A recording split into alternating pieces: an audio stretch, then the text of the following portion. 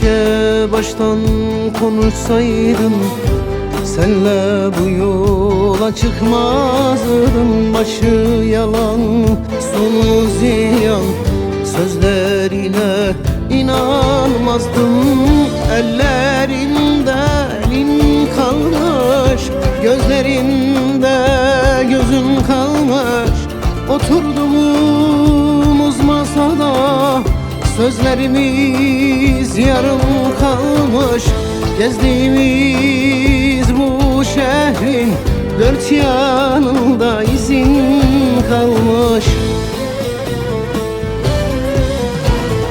Sen beni unuttun diyelim, ben seni nasıl unutayım? Haydi bana bir yol göster, kendimi nasıl avutayım? Aklım kalbim senle dolu, senden nasıl kurtulayım?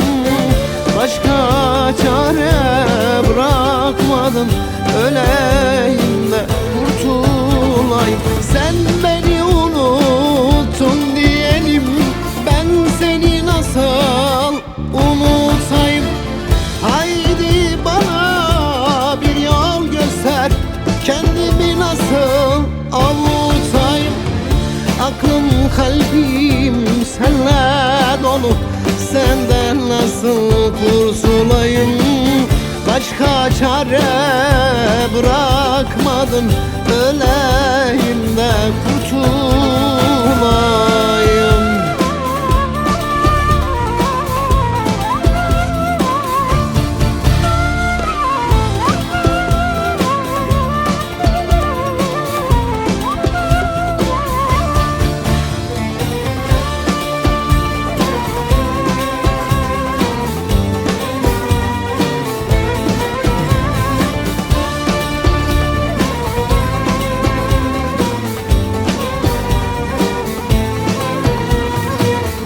Gözlerime baka baka işledin tüm günahları.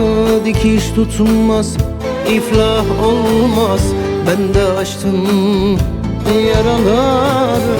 Ellerinde elin kalmış, gözlerinde gözün kalmış. Uyuduğumuz yatakta kokun saçlarım kalmış. Gezdiğimiz bu şehrin dört yanında izin kalmış. Sen beni unuttun diyelim, ben seni nasıl unutayım? Haydi bana bir yol göster, kendimi nasıl avutayım?